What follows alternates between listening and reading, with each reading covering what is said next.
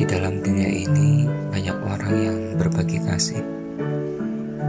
Ada orang yang terus menunjukkan kasihnya supaya orang yang dikasihinya mengenal dia, mengetahui bahwa dia begitu mengasihi, dan dia berharap kasihnya itu akan dibalas.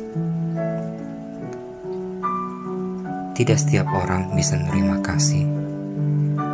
Bahkan ada orang yang dengan sengaja menolak kasih itu. Banyak kejadian masa lalu yang membuat setiap orang akan bereaksi berbeda terhadap kasih. Bagaimana dengan kasih Kristus yang sudah ditunjukkan kepada engkau, kepada saya, dan kepada dunia ini? Apakah setiap orang bisa menerimanya? Apakah setiap orang sudah mengenal kasih itu? Mari kita merenungkan doa Paulus di dalam Efesus pasal yang ketiga ayat 14 sampai ayat yang ke-21. Paulus sedang berdoa bagi jemaat, bagi kita, bagi saya, dan kamu. Itulah sebabnya aku sujud kepada Bapa, yang daripadanya semua keturunan yang di dalam surga dan di atas bumi menerima namanya. Aku berdoa supaya Ia menurut kekayaan kemuliaannya menguatkan dan meneguhkan kamu oleh rohnya di dalam batinmu, sehingga oleh imanmu Kristus diam di dalam hatimu, dan kamu berakar serta berdasar di dalam kasih. Aku berdoa supaya kamu bersama-sama dengan segala orang kudus dapat memahami betapa lebarnya dan panjangnya dan tingginya dan dalamnya kasih Kristus, dan dapat mengenal kasih itu sekalipun ia melampaui segala pengetahuan. Aku berdoa supaya kamu dipenuhi di dalam seluruh kepenuhan Allah. Bagi Dialah yang dapat melakukan jauh lebih banyak daripada yang kita doakan atau pikirkan, seperti yang ternyata dari kuasa yang bekerja di dalam kita. Bagi Dialah kemuliaan di dalam jemaat dan di dalam Kristus Yesus turun-temurun sampai selama-lamanya. Amin.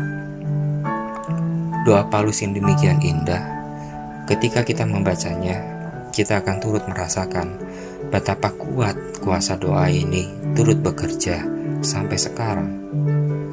Bagaimana Paulus merindukan kita bisa memiliki iman yang semakin berakar, yang semakin mendasar di dalam kasih Kristus. Betapa Paulus merindukan kita mengalami terus pertumbuhan mulai dari dalam hati kita, dan kita akhirnya memiliki pengetahuan yang semakin mendalam mengenai kasih Kristus. Digambarkan bahwa sebetulnya kasih ini melampaui segala pengetahuan, karena dalam kenyataannya ketika kasih Kristus dinyatakan, tidak setiap orang yang mengetahuinya, tidak setiap orang yang mendengarnya, tidak setiap orang yang mendengar bisa menerima kasih itu. Bahkan banyak orang yang akhirnya menolak kasih itu. Bahkan ada pun yang menentangnya kasih Kristus sampai sekarang. Kasih yang ditunjukkan ini melampaui segala pengetahuan.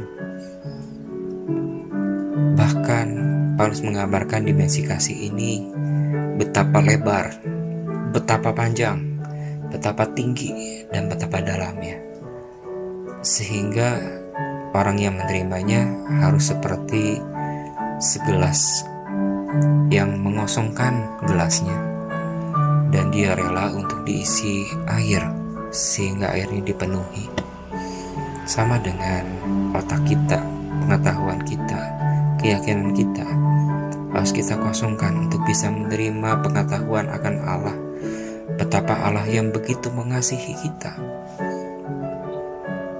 Karena itu di ayat 19 Paulus berdoa sekali lagi supaya kita dapat mengenal kasih itu. kasih yang dinyatakan itu akhirnya dikenal. Kita bisa mengenal Allah, bisa mengenal betapa kasih Kristus yang demikian besar pada kita. Dan ketika kita menerima kasih itu, meyakini kasih itu, ketika kasih itu berdasar, berakar, kita semakin mengalami pertumbuhan di dalam Kristus. Di dalam kasih Kristus kita terus mengalami perubahan-perubahan. Doa Paulus di ayat 19 yang terakhir dikatakan supaya kita dipenuhi di dalam seluruh kepenuhan Allah. Jika seseorang dipenuhi dengan amarah, segala tindak tanduknya akan dipengaruhi oleh hatinya yang sedang marah, dan orang sekitarnya akan mengetahui bahwa dia sedang marah. Orang yang dipenuhi oleh kasih, tindak tanduknya akan dikenal oleh sekelilingnya bahwa orang itu memiliki kasih.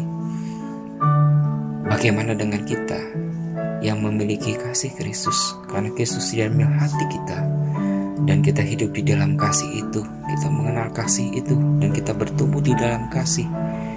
Biarlah orang-orang sekitar kita itu mengenal kasih Kristus melalui segala keputusan kita, segala perilaku kita, setiap perkataan kita, setiap perbuatan baik kita di dalam kasih. Biarlah kasih Kristus semakin dikenal, semakin banyak orang yang mengenal kasih itu, dan semakin banyak orang yang menerima Allah.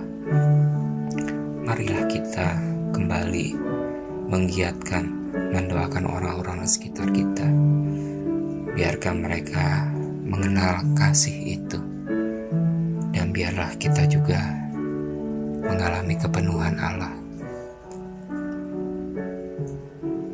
Mari kita berdoa sekali lagi, seperti doa-doa Paulus ini, mengenal kasih Kristus, dan orang sekitar kita mengenal kasih Kristus, dan biarlah kita juga mengalami kepenuhan Allah.